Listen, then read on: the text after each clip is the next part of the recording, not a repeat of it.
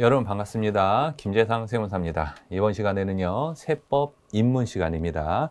세무사 세법을 배우기 위해 첫 발을 내딛게 되는데요. 이번 시간에는 너무 부담 갖지를 마시고요. 입문 강의입니다. 입문 강의. 공부는 본격적으로 기본 강의부터 본격적으로 시작한다고 보시면 되겠고, 지금은 가벼운 마음으로 한번 맛보기 한다 이렇게 생각하시고 따라오시기 바라겠습니다. 우선은 여러 가지 세목 중에 소득세부터 여러분들한테 설명해 드리려고 그렇게 해요. 소득세. 소득세는 누가 내느냐면 우리 개인들이 내는 거죠. 여러분도 이 방학 동안이나 이럴 때 아르바이트 하죠. 거기에서 세금을 떼고 뭐 알바비를 받거나 아니면은 5월 달에 소득세 신고하는 거는 알고 계시죠? 그래서 5월 달에 소득세 신고를 통해서 내가 번 돈에 대해서 세금을 낸다. 그래서 소득세부터 이야기를 할 건데 우리 개인들이 내는 세금, 개인들이 번 소득에 대해서 어떤 방식으로 세금을 내느냐를 설명해 주는 세목이 여기 소득세법이다. 이렇게 생각하시면 되겠습니다.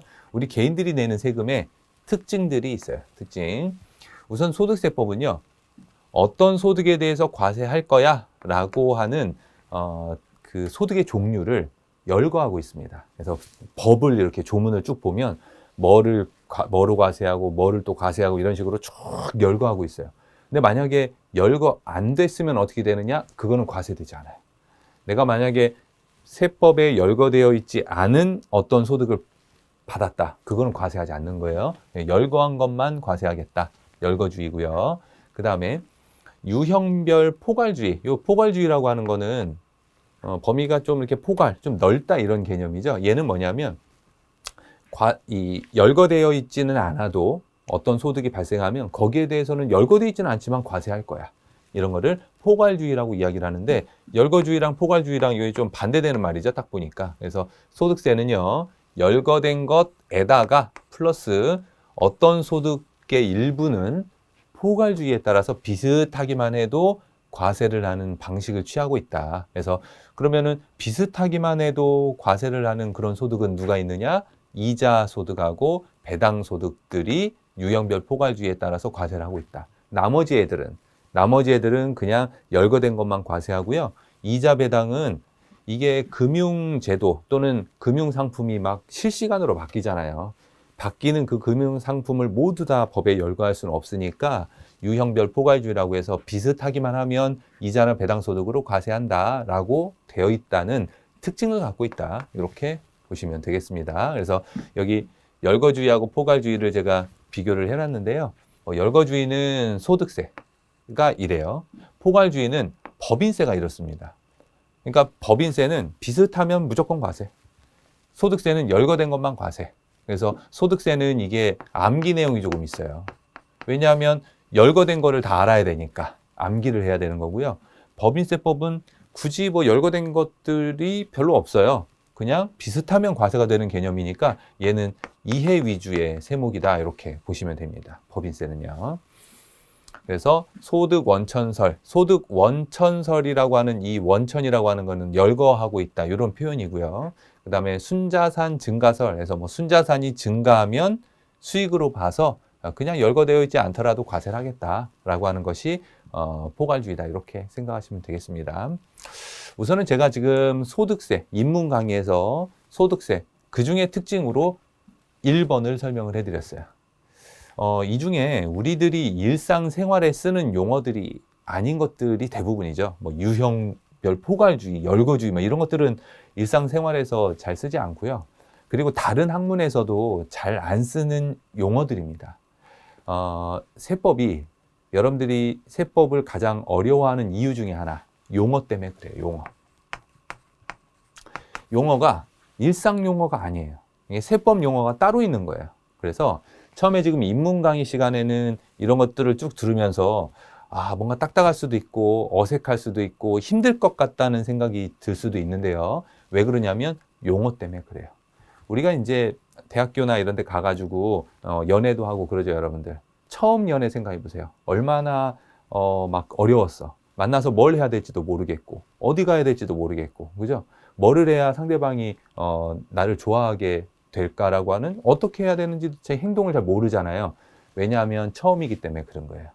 2번, 3번 사귀어보니까 어때요? 이제는 요쯤 되면 어디 가고 요쯤 되면 뭐를 사주고 이런 상대방의 마음을 얻기 위해서 뭘 해야 되는지 알게 되죠. 2번, 3번 하다 보면. 얘도 마찬가지입니다. 처음 세법을 만났을 때는 어색할 거예요. 당연해요. 왜냐하면 일반적으로 쓰는 용어들이 아니기 때문에. 하지만 이 어려운 또는 낯선 용어가 한 번 듣고 2번 듣고 또는 공부하고 반복하다 보면 얘네들이 이제는 익숙하게 느껴집니다. 그래야만 세무사가 될 수 있고, 그리고 그래야만 평생도록 세법을 하는 거잖아요. 그죠? 그러니까 첫 술에 배부르려고 하시면 안 돼요. 낯선 용어 당연하다. 그래, 조금 지금은 좀 낯설지만 나중에 한두 번만 반복하시면 굉장히 친숙한 단어로 느껴질 거니까. 지금 인문 강의죠? 욕심을 버리셔야 돼. 인문 강의. 자, 여기 지금 인문입니다. 기본 강의부터 해가지고 심화부터 해서 객관식부터 해서 정리까지 해서 1차 시험까지 이렇게 쭉 된다고 보세요. 여러분들의 그 의지는, 여러분들의 의지를 이렇게 그래프로 나타내 보자면 지금이 가장 높아요. 쭉 해서 시작하다가 이렇게 해서 1차 볼 때는 막 그 의지가 바닥을 쳐. 이렇게 되시면 안 돼요. 얘가 이렇게 올라가야 돼요. 아셨죠? 지금은 여러분들한테 굉장히, 여러분들의 의지는 굉장히 좋지만 저는 욕심을 부리지 않을 거예요. 서서히 페이스를 올려가는 게 중요합니다. 시험 볼 때 페이스가 가장 높아야지 이렇게 떨어지시면 안 돼요. 그러니까 지금은 인문 강의를 대하는 태도, 다른 과목이랑은 달라요. 세법은 어차피 평생 할 거니까 천천히 우리 세법을 알아가 보도록 그렇게 하겠습니다. 용어 낯선 거 어쩔 수 없다. 그죠? 그 다음에 소득세의 특징 2번째인데요. 개인 단위 과세 제도다, 그렇게 이야기를 하는데요. 우리나라 국민들 개개인이 각각 세금을 내는 거다, 이런 얘기예요. 자, 엄마 아빠가 있습니다. 엄마도 돈을 벌고 아빠도 돈을 벌어. 맞벌이야. 그러면 아빠 엄마 소득을 합해서 과세가 될까요? 각각 과세가 될까요? 개인 단위예요. 네, 합산해서 과세하지 않습니다. 각각 개인 단위로 과세가 들어가더라. 부부여도 아빠 엄마여도 각각 세금을 내는 거예요.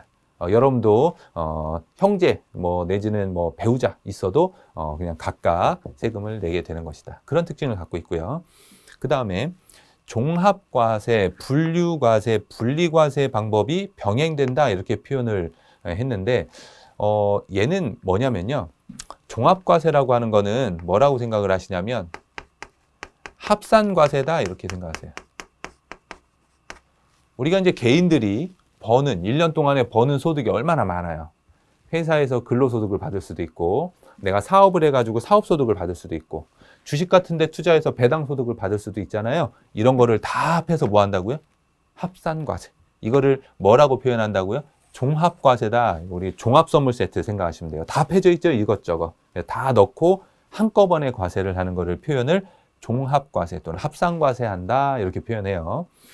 그 다음에 분류과세인데 얘는요, 따로 분류해서 과세하는 거예요. 한 박스에 담지 않고 따로 포장을 따로 한다는 얘기예요. 분류과세 되는 거는 누가 있냐면 양도소득하고 퇴직소득이 있어요. 퇴직소득하고 양도소득은 다른 소득이랑 합해서 과세하지 않고요. 따로 떨어뜨려서 과세합니다. 분류과세예요. 이유는 왜 그러냐면 퇴직금을 받았네요. 퇴직소득이겠죠. 그럼 내가 회사에 10년 동안 다니다가 퇴사를 했어요. 그러면서 퇴직금을 받았는데 10년 동안 벌어들인 소득이에요. 퇴사할 때 한꺼번에 벌어들인 소득이에요. 10년 동안 나눠서 번 돈이죠. 따라서 한꺼번에 과세하면 퇴직금을 받은 시점에 세금이 너무 많이 떼이니까 얘를 n분의 1로 쪼개주겠다는 얘기입니다. 그래서 합산과세하지 않고 따로 떨어뜨려서 과세하는 그런 개념이 퇴직소득이고요. 양도소득도 마찬가지예요. 내가 땅을 갖고 있다가 팔았어요. 10년 동안 보유하고 있었어. 팔면서 양도 차익이 생겼어요. 그 돈을 보유기간 동안에 번 돈이라고 보는 거죠. 퇴직금이랑 마찬가지로 양도 차익이 발생이 되더라도 얘를 합산과세하지 않는다. 왜냐하면 그 날에 소득세가 너무 갑자기 많아지니까 분류과세라고 하는 거에 과세 방식을 따르고 있다, 이렇게 보셔도 됩니다. 그 그 다음에 분리과세인데요. 분리과세는 따로 이것도 분리한다 이런 표현인데 분류하고 분리는 좀 다른 거예요. 분리과세는 뭐냐면 조금 어려운 용어인데 완납적 원천징수를 한다 이렇게 표현합니다. 완납적 원천징수. 우리가 이제 원천징수의 개념은 두 가지예요. 예납적 원천징수가 있고 완납적 원천징수가 있고 두 가지 종류가 있거든요. 우선은 원천징수라고 하는 거는 뭐냐면 원천에서 징수한다. 그래서 소득을 지급하는 사람이 세금을 떼고 준다 이런 얘기예요. 여러분들 방학 때 아르바이트를 하게 되면 내가 알바해가지고 100만 원을 벌었어. 근데 100만 원 다 주냐? 안 줘요. 96만 7천 원만 줘요. 96만 7천 원. 3만 3천 원은 어디 갔냐? 원천징수해서 우리 그 사장님이 우리한테 100만 원 주지 않고 96만 7천 원을 준 다음 내 돈 3만 3천 원은 세무서에 갖다 냅니다. 세무서에 갖다 내요. 이게 만약에 완납적 원천징수라면 나는 3.3% 세금을 내고 그냥 그거로 끝난 거예요. 그런데 이게 만약에 예납적 원천징수라면 내가 5월 달에 세금 신고를 해요. 100만 원 벌었다고 해가지고 세금을 내야 되느냐? 안 내도 되거든요. 내가 다른 소득은 하나도 없이 그 아르바이트 100만 원 밖에 없었어. 그러면 100만 원 가지고 5월 달에 신고를 하면 소득세 안 내도 돼요. 안 내도 되는데 나 사장님을 통해 얼마 냈어요? 3만 3천 원 냈죠? 그 3만 3천 원을 돌려줍니다. 5월 달에 정산하는 절차를 가진 원천징수, 5월 달에 정산하는 걸 성격을 가진 원천징수를 예납적 원천징수라고 하고 우리 알바할 때 3.3% 뗀 거는 완납이 아니라 예납적 원천징수라고 해요. 완납적 원천징수는 나한테 돈을 줄 때 세금 뗀 걸로 그냥 그거로 과세가 종결되는 거. 대표적인 게 뭐가 있냐면 복권이 그래요. 복권 당첨금. 로또 당첨돼 보셨어요? 내가 만약에 로또에 10억에 당첨이 됐어. 그러면 세금을 한 3억 정도 뗍니다. 그러면 농협에서 나한테 난 10억 당첨이 됐는데 나한테 3억은 세금을 떼고 7억만 줘요.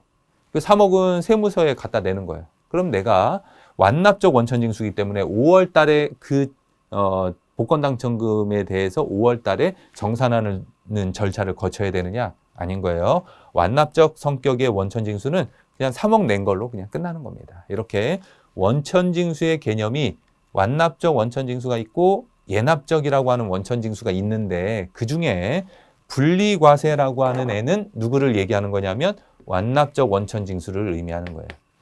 즉 분리과세는 그냥 세금 원천징수한 걸로 그냥 그거로 끝나는 거를 의미한다. 그래서 분류과세하고 분리과세는 조금 비교해서 이해를 하고 있으셔야 됩니다. 분류과세는 따로 떨어뜨린다는 얘기고 분리과세는 완납적 원천징수를 의미한다. 이렇게 보시면 되겠어요. 소득세가 이런 세 가지의 특징을 가지고 있다. 이런 얘기입니다. 열거주의의 유형별 포괄주의, 개인이 내는 거고요. 종합과세, 분류과세 되기는 것도 있고 완납적 원천징수로서 분리과세 되는 것도 있다. 이렇게 이해하시면 되겠습니다. 그 다음에 소득세의 이제 특징을 몇 가지를 더 보면요.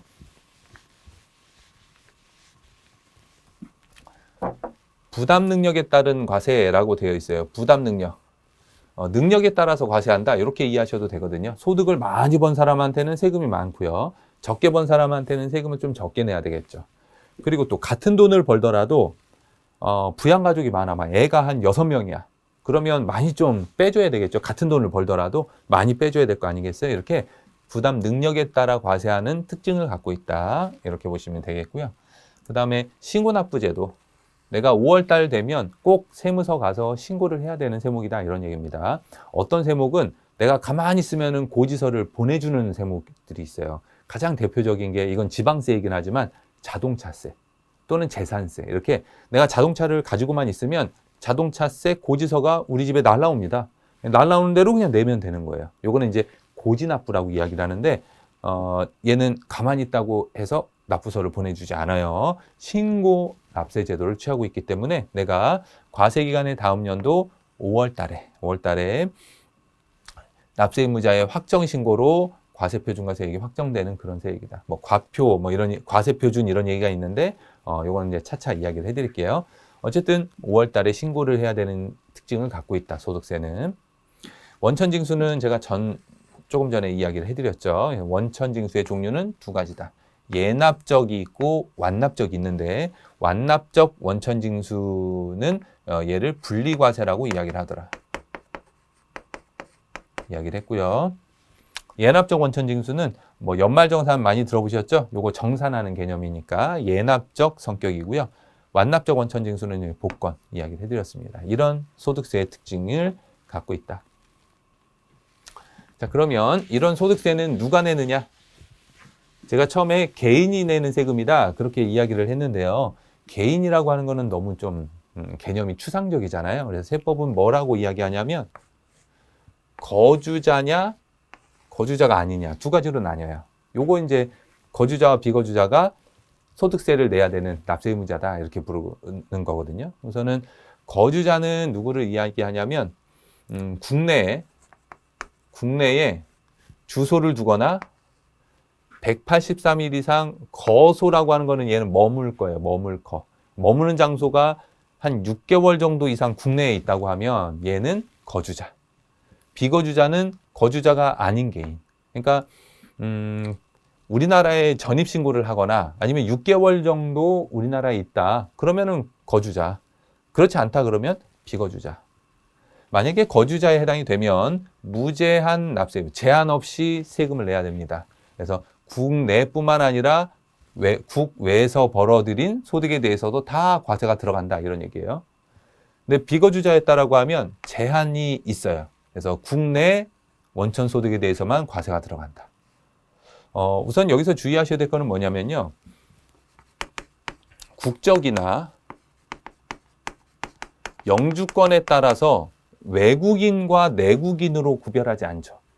그죠? 내외국인이 아니고 거주자냐 거주자가 아니냐 이렇게 따지는 것이기 때문에 만약에 우리나라 국적을 가진 사람이에요. 근데 외국에 살아. 그 사람은 어디예요?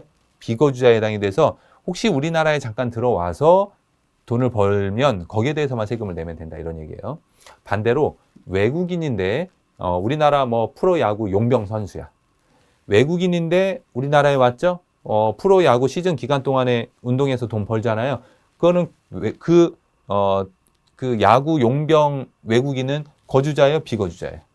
거주자입니다. 주소 거소를 하고 6개월이 지나죠. 그죠? 그래서 우리나라에서 번 돈뿐만 아니라 혹시 자기네 나라에서 번 돈이 있다라고 한다면 그거 합해가지고 과세가 들어가더라. 근데 여기에서 그러면 잘 보시면 거주자가 내는 국외 소득에 대한 과세 부분. 우리나라에 들어와가지고 과세하는 거는 좋은데, 번 돈에 대해서 과세하는 거는 좋은데, 외국에서 번 돈까지 합해가지고 과세하면 그 외국에서 번 돈을 그 외국에서도 과세가 들어갈 거니까. 그죠? 그 나라에서 번 돈, 그 나라에서도 세금 낼 거 아니에요. 근데 이미 낸 소득인데 우리나라에서 걔네들 합해가지고 과세가 들어가면 국제적 이중과세가 됩니다. 그래서 두 번 과세되는 것을 방지하려고 이거 외국에 납부한 세액이 있으면 외국에 납부한 세액은 빼줍니다. 이거를 공제라고 표현해요. 그래서 이걸 외국 납부 세액공제다 이렇게 부릅니다. 국제적 이중과세를 방지할 목적으로 외국에 혹시 납부한 금액이 있다면 국외 소득에 대해서 그 금액은 세액에서 빼주겠다라고 하는 제도도 갖고 있어요. 그 다음에 소득세를 내는 납세 의무자 중에 또 누가 있냐면 법인격이 없는 단체라고 하는 애도 소득세를 냅니다. 우선은 단체네요. 개인이 아니라 단체죠. 이 단체는 여러 명이 모여 있는 거기 때문에 인별 단위 과세, 개인 단위 과세가 아니라 여러 단체인데 이 단체를 1거주자로 봐서 그냥 단체가 세금을 내는 거예요. 예를 들면 동창회. 여러분들 동창회장이 있고 동창회 뭐 통장이 있죠. 이렇게 해가지고 이제 동창회장까지 뽑아가지고 우리가 각 동창들이 회비를 낸단 말이에요. 그러면 동창회 입장에서는 동창들이 회비를 내가지고 그 돈을 가지고 집행하고 또 남는 금액이 있겠죠. 그 남는 금액에 대해서는 단체를 1거주자로 봐서 그 동창회 자체가 소득세를 내게 된다. 이렇게 보시면 되겠습니다. 그래서 대표자나 동창회장이죠. 관리인이 선임되어 있으며 이익분배 방법 비율이 정해져 있지 않은 경우 이익 분배가 정해져 있지 않다는 얘기는 동창회에서 회비를 걷었다가 다 나눠 갖지 않는다는 얘기예요. 그냥 동창회가 돈을 받게 되고 분배 비율이 정해져 있지 않으면 그냥 그 단체를 1거주자로 봐서 소득세를 내도록 그렇게 하는 겁니다. 얘를 세법 용어로 뭐라고 그러느냐? 법인격 없는 단체다 이렇게 불러요. 법인격 없는 단체다. 그 다음에 공동사업이라고 하는 게 있는데요. 공동사업은 우리 줄여가지고 뭐라고 보통 잘 부르냐면 동업이라고 불러요. 동업. 친구랑 돈 모아서 장사하는 거, 장사 같은 거 하는 거. 동업이라고 이야기를 하죠. 이걸 세법에서는 공동사업이다 이렇게 부릅니다. 그래서 구성원 각자가 친구랑 A하고 B하고 장사를 했다. 그럼 장사를 해가지고 만약에 100만 원을 벌었어요. 5대5로 나눠 가질 거 아니겠어요? 그러면 너 50, 너 50. 각자가 받은 소득에 따라 각자가 소득세를 부담하면 된다. 이런 얘기니까 얘는 인별 단위과세, 개인 단위과세죠. 그래서 얘는 특이한 사항은 아닙니다.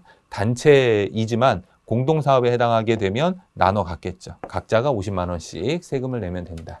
이런 얘기고 법인격 없는 단체를 1거주자로 보는 경우도 있더라. 이렇게 보시면 되겠습니다. 얘네들이 이제 소득세를 내야 되는 납세 의무자다. 이렇게 이해하시면 되겠고요. 그 다음에 과세기간인데요. 이게 좀 어려울 수 있는데 과세기간이라고 하는 거는 그 회계기간 내지는 그냥 1년이라고 보시면 되겠어요. 그냥 1년. 비슷한 말로는 회계학에서는 얘를 회계기간이라고 부르고 또 비슷한 말로는 사업연도라고 하는 게 있어요.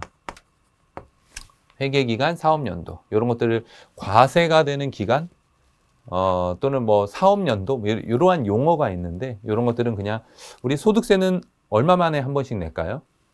1년마다 내요.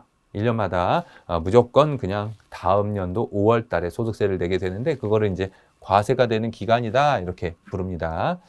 소득세법상 과세기간은 여기 보니까 1월 1일부터 무조건 12월 31일까지라고 그래 돼 있죠. 1년 동안 번 돈에 대해 세금을 낸다는 얘기고요. 소득세 과세 대상에 되는 소득. 어떤 소득에 대해서 과세할 거냐. 우리가 소득세 과세 대상 소득은 열거주의라고 이야기를 했죠. 소득 원천설이라고 있습니다. 우선 기본적으로 과세가 되는 소득을 법에서 열거하고 있대요. 열거된 소득이 이 밑에 8가지가 있습니다. 우리가 은행에 예금해 놓죠. 그럼 이자 붙죠? 거기 세금 내고요. 주식에 투자했다가 배당 받으면 배당 소득으로 과세되고요. 사업해도 세금 내고 월급 받아도 세금 내고 나중에 국민연금 같이 연금 받아도 세금 내고 기타 소득이라고 있는데 얘는 복권 당첨 같은 걸 얘기하는 거예요. 복권 당첨돼도 세금을 내고 퇴사할 때 퇴직금 받아도 세금 내고 토지 가지고 있다가 팔아도 양도로 소득으로 과세가 되고 이런 것들이 다 일일이 하나하나 열거되고 있다. 이렇게 보시면 되겠습니다. 물론 이자 배당은 유형별 포괄주의에 해당한다고 이야기를 했지만요. 이렇게 8가지 소득에 대해서 과세가 들어가고 이 소득의 구체적인 내용이 일일이 다 소득세법에 열거돼 있다. 이렇게 보시면 되겠습니다. 그래서 앞으로 이거는 이제 앞자를 따가지고 보통 얘기를 많이 해요. 앞자 따가지고 이배사 근연기 퇴양 이렇게 이배사 근연기 퇴양 퇴직소득하고 양도소득은 분류해서 과세가 들어간다고 이야기를 했고요. 분류과세고 이배사 근연기 요 6가지 소득은 합산해서 과세한다라고 해서 얘를 종합과세라고 그렇게 이야기를 했었죠. 그죠? 합산해서 과세한다. 이렇게 소득세를 과세하는 소득의 종류에 대해서 이야기를 했습니다. 그래서 요거는 좀 몇 번 얘기를 할 거니까 외워두세요. 이 자리에서 이거는. 이배사 근연기 퇴양. 요거는 암기하세요. 이배사 근연기 퇴양. 요거는 꼭 좀 알고 있자.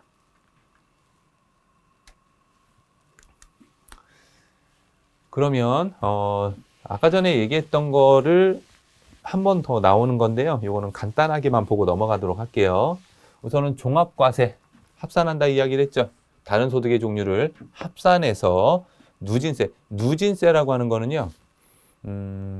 우리가 이제 번 돈이 있어요. 번 돈이 있으면 내가 한 1,000만 원을 벌면 6% 과세가 되거든요. 1,000만 원을 벌면. 근데 내가 만약에 10억을 벌었어. 10억을 벌면 45%까지 세금이 부여됩니다. 그러면 내가 1,000만 원을 벌어서 6%면은 60만 원? 여러분들 1,000만 원 벌었는데 60만 원 낼 수 있어요, 없어요? 낼만 하죠, 6%면. 그죠? 근데 내가 10억을 벌었어. 그러면 10억에 45% 세금을 낸대요. 그러면 4억 5천을 세금 내는 거예요.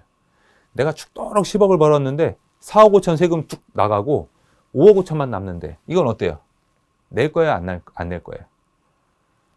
세율이 높죠, 꽤. 그죠? 여기에 지방세 4.5%까지 더 대해지거든요. 그러면 무려 세율이 49.5%예요. 절반이 세금이라는 얘기예요. 그렇다고 해서 내가 10억을 벌면 45%를 한 방에 다 곱해서 세금을 계산하느냐? 그게 아니고 계단형. 얼마까지는 6%, 또 얼마까지는 15%, 또 얼마까지는 24% 이런 식으로 구간별로 세율을 적용을 하고 최대 적용이 되는 세율이 45%라는 얘기지 내가 번 돈에다 그냥 한 방에 45%를 곱하는 건 아닙니다. 이걸 뭐라고 그러냐면 누진세율 또는 초과 누진세율이다 이렇게 불러요. 그래서 정해진 금액을 초과하는 금액에 대해서만 해당 세율을 적용한다. 이런 표현이거든요. 그래서 누진세율로 과세한다라고 하는 거. 어쨌든 합해서 과세를 하는데 누진세율을 적용하니까 합해서 과세하는 데에다가 누진세를 적용하니까 좀 불리한 거죠. 각각 소득에 대해서 세율을 적용하면 좋은데 합한 다음에 한꺼번에 과세하니까 좀 세금이 많아지는 효과는 있을 겁니다. 종합과세가. 그 다음에 분류과세는 이야기를 했죠. 다른 소득과 별도로 구분해서 과세하는 걸 얘기하고 퇴직 양도소득이 이렇다. 분리과세는요. 분리과세는 완납적 원천징수죠. 완납적 원천징수로 과세가 종결되고 그냥 끝나는 걸 분리과세라고 한다. 그렇게 얘기를 했어요. 이제 소득세가 과세되는 형태가 이렇게 되는 거고요. 요거는 계산 문제 그냥 간단하게 그냥 맛보기식으로 좀 적어 왔는데 요건 뭐냐면요. 우선 보세요. A의 소득, A, B, C가 있는데요. A는 사업으로 50 벌었어요. B는 사업에 20, 근로로 30을 벌었어요. C는 사업으로 20, 양도로 30을 벌었어요. 이 A, B, C의 세금을 계산 한번 할 때 누가 가장 세금을 많이 내고 누가 가장 세금을 적게 내느냐 요 부분만 좀 생각을 해보시면 되겠습니다. 우선은 이배사 근연기 6가지 소득은 합한다고 이야기를 했어요. 그래서 A가 사업으로 50을 버나 B가 사업으로 20, 근로로 30을 버나 이배사 근연기는 합해서 과세하기 때문에 A하고 B의 소득은 동일합니다. 합해서 과세하니까. 그죠? 이배사 근연기는 다 더하니까. 근데 C는 그렇지가 않아요. C는 사업소득으로는 20을 벌었지만 양도소득으로는 30이기 때문에 얘는 따로 떨어뜨려서 분류과세를 하죠. 얘는 종합과세, 사업소득에 대해서 한 번에 과세가 되고 얘는 따로 분류해서 과세가 되기 때문에 누진세 적용을 안 받습니다. 따로 누진세 적용받고 얘도 따로 누진세 적용을 받는 거예요. 그렇기 때문에 세금이 가장 적다. 이렇게 보시면 되겠습니다. 그래서 퇴직소득, 양도소득의 분류과세 이유는 장기간에 걸쳐서 발생하는 소득이기 때문에 결집 효과를 완화하기 위해서 따로 분류해서 과세한다. 결집 효과라고 하는 거는 결집이라고 하는 거는 뭉친다는 얘기잖아요. 뭉치면 세금이 많아지죠. 소득이 합해지면 세금이 많아지니까 그런 것을 완화시켜주기 위해서 따로 떨어뜨린다. 이렇게 보시면 되겠어요. 여기 이제 사례를 통해서 종합과세하고 분류과세를 한번 이해를 해 봤습니다. 자, 그렇다면 우리가 이자소득하고 배당소득부터 간략하게 한번 보도록 할게요. 우리 이배사 근연기죠. 이배사 근연기니까 이자부터 좀 보시면 이자라고 하는 거는 여러분들 다 아는 이자입니다. 근데 우리가 일반적으로 알고 있는 이자하고 또 이자 소득의 범위로서 법에서 열거하고 있는 거하고는 조금 다른 게 있어요. 그 중에 첫 번째 거 예금의 이자, 채권 증권의 이자 또는 할인액, 이거는 우리가 일반적으로 알고 있는 그 은행에서 주는 이자라고 생각하시고요. 두 번째 환매 조건부 매매 차익이라고 되어 있는데 환매라고 하는 거는 다시 사준다는 얘기예요. 환매. 내가 팔았는데 다시 사주겠대. 예를 들면 100원에 팔았는데 100원에 팔았던 것을 120원에 환매해 주겠대요. 팔 때. 지금 100원 내가 받고 팔았는데요. 다시 상대방한테 120원에 다시 사야 돼. 그러면 결과적으로는 내 입장에서는 그 100원이라고 하는 돈을 기간 동안 이 상대방한테 꾼 거예요. 꾼 거. 상대방은요. 100원에 주고 샀는데 조금 있으면 120원에 얘가 다시 사간대. 그러면 내 입장에서 20원만큼은 확정 수익 아니겠어요? 이자랑 똑같죠. 그래서 이걸 환매 조건이 달린 매매 차익이다. 이렇게 부릅니다. 환매라는 거는 다시 사주는 조건이 달린 거를 얘기하고 얘는 확정 수익이기 때문에 얘를 이자로 보는 개념이다. 이렇게 이해하시면 됩니다. 환매 조건부 매매 차익. 그 다음에 뭐 단기 저축성 보험인데 저축성 보험이라고 하는 거는 내가 불입을 100원 했는데 내가 만기 환급금이 있어요. 불입을 100원 했는데 만기 되니까 나한테 120원을 주더래. 그러면 얘를 뺀 금액이 20원이 나오죠. 얘를 뭐라고 부르는 거예요? 보험 차익이라고 하는 거예요. 이러한 저축성 보험의 보험 차익, 단기 저축성 보험의 보험 차익은 이자로 보겠다. 이런 얘기입니다. 이렇게 우리가 이제 알고 있는 이자 말고도 여러 가지 종류의 이자들이 있으니까 그런 것들 다 이자 소득으로서 과세를 하겠다라고 소득세법에 규정하고 있다. 이렇게 보시면 됩니다. 그 다음에 요 용어는 꼭 좀 알고 있으시죠? 비영업대금의 이익. 영업으로 하지 않는다는 얘기입니다. 영업으로 하지 않는 대금을 빌려주고 받는 이익. 그러니까 내가 제조업을 하는 사람이에요. 근데 돈을 꿔줬네, 친구한테.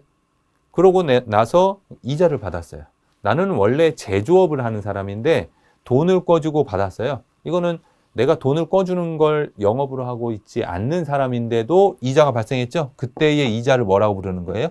비영업대금의 이익이다. 이렇게 불러요. 그래서 사업성이 없이 금전을 대여해주고 이자를 받으면 얘는 비영업대금의 이익이라고 불러서 이자로 본다. 이렇게 이해하시면 되겠습니다.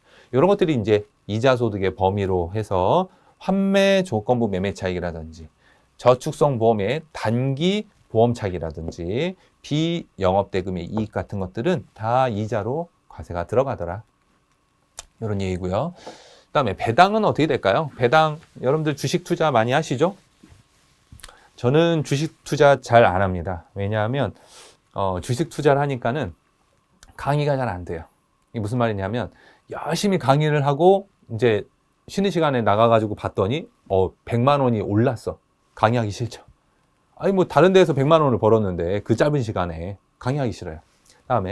다음 시간에 강의를 열심히 하고 나갔는데 100만 원이 떨어졌네.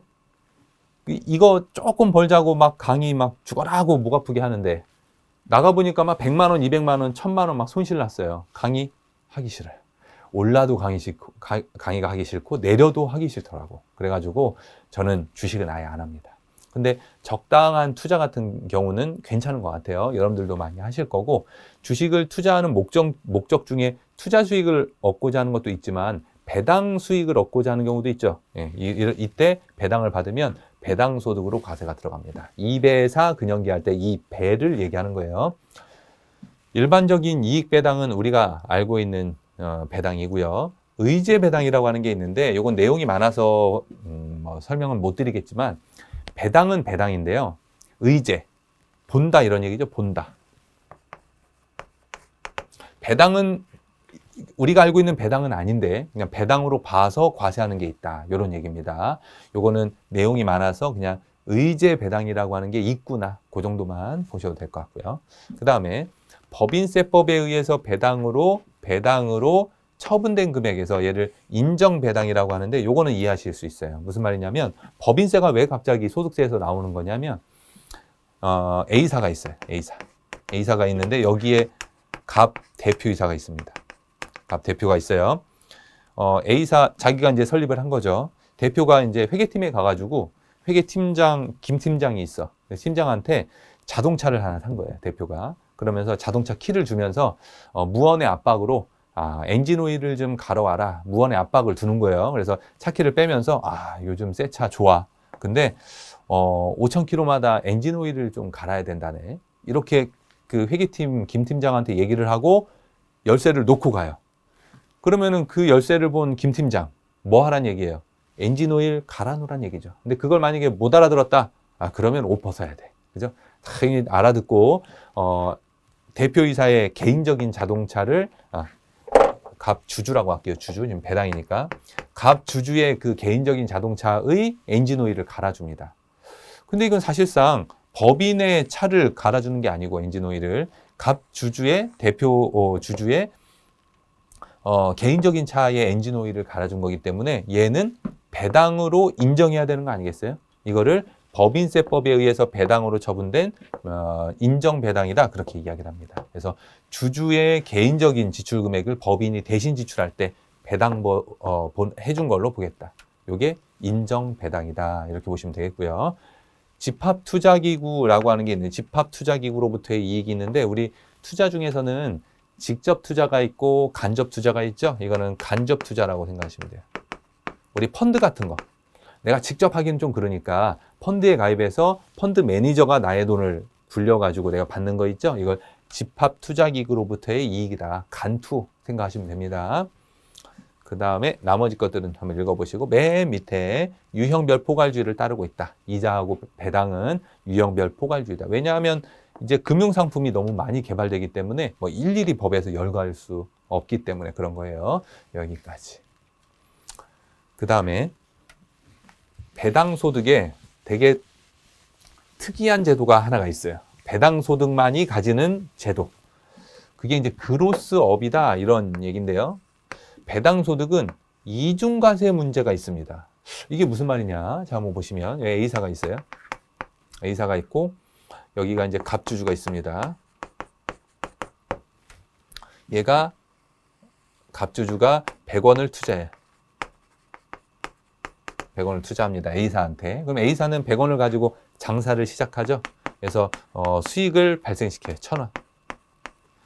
100원 가지고 투자해서 수익이 났어요. 여기에다가 세율을 곱하죠. 뭐 세율이 10%라고 볼게요. 그러면 법인세가 얼마가 되는 거예요? 1,000원에 10% 100원. 100원만큼 A사는 법인세를 냅니다. 그런 다음에 돈이 남죠. 1,000원 벌어서 100원 세금 냈으니까 900원이 남습니다. 이걸 뭐라고 부르냐면 배당 가능 이익이라고 불러요. 이렇게 1,000원 벌어서 100원 세금 냈으니까 900원의 배당 가능 이익이 생기더라. 요걸 가지고 이제 주주한테 배당을 하죠. 그럼 얘의 배당 소득으로 2배사 근영기 중에 이제 배당 소득으로 해서 900원이 생기는 거죠. 이렇게 배당을 900원 했으니까. 근데 주주의 소득세도 만약에 세율이 10%라고 가정을 해보면 소득세로 내야 되는 금액은 90원이 되죠. 900원의 10%. 그럼 잘 한번 보시면요. 소득은 하나인데, 소득은 1,000원 하나인데 세금이 법인 단계에서 100원의 세금을 내고 개인 단계에서 90원의 세금을 내니까 두 번 과세되죠. 19% 과세가 들어갑니다. 이중과세 문제가 있구나. 그래서 이 이중과세 문제를 해결해야 되겠구나. 어떤 방식으로 해결하냐면 이 배당 그 900원에다가요. 배당 900원에다가 여기에 묻어있는 귀속되어 있는 법인세를 더합니다. 자, 900원에 묻어있는 법인세가 얼마인지 따라가 볼게요. 900원에 묻어있는 법인세 얼마예요? 100원. 여기에 100원을 더해요. 이렇게. 100원을 더하면 1,000원이 되죠. 이렇게. 배당 소득은 1,000원이 되고 여기에 10%를 곱해요. 이렇게. 그럼 세금이 얼마 나와요? 소득세가? 100원이 나오죠. 그래 놓고 이 귀속법인세로 더했던 금액을 세금에서 빼줍니다. 요거를 100원으로 이렇게 빼줘요. 더했던 금액을 밑에 세액에서 빼주는 거예요. 그러면 얼마가 되는 거예요? 0. 한 푼도 낼 금액이 없더라. 이중과세 문제의 90원을 0원으로 조절해줬죠. 그래서 이중과세 문제를 조정할 목적으로 어떻게 해준다? 세액공제가 들어가더라. 이 세액공제를 뭐라고 부르냐면 배당세액공제라고 부릅니다.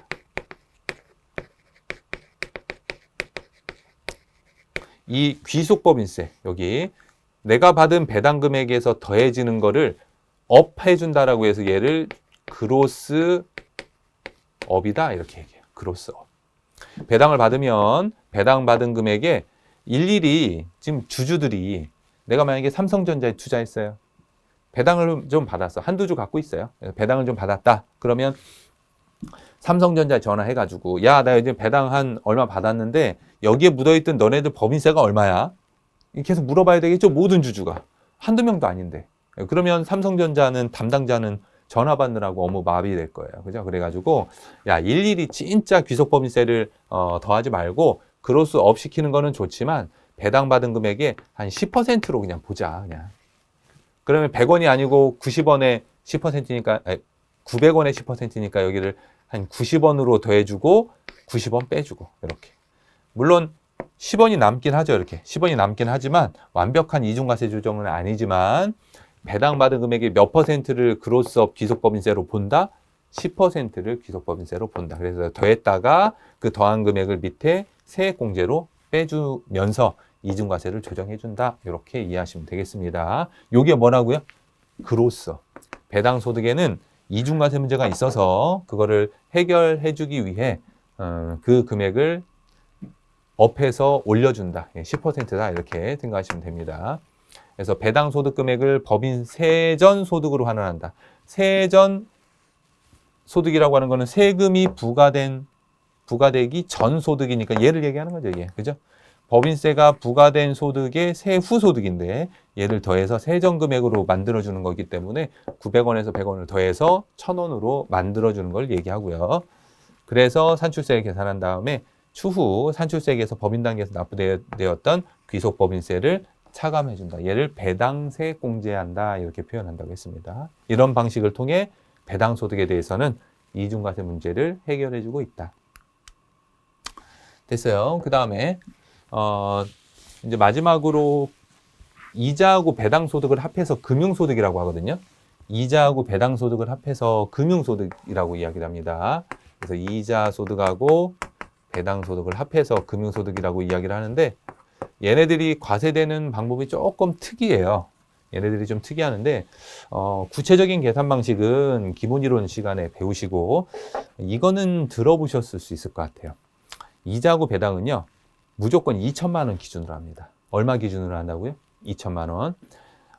나의 원금이 2천이 아니고요. 이자 배당으로 받은 금액이 2천 얘기하는 거예요. 내가 한 1억 정도는 넣어놔야 1억 정도는 넣어놔야 우리 이자율이 만약에 5%라고 볼게요. 이자율 5%. 그러면 1억 넣으면 이자로 얼마 받아요? 400을 받는 거예요. 400. 근데 2천이 되려고 하면 얼마가 돼야 돼요? 5배니까.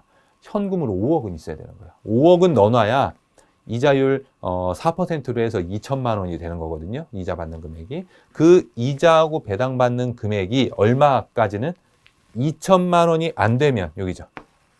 이자로 1,000, 배당으로 500.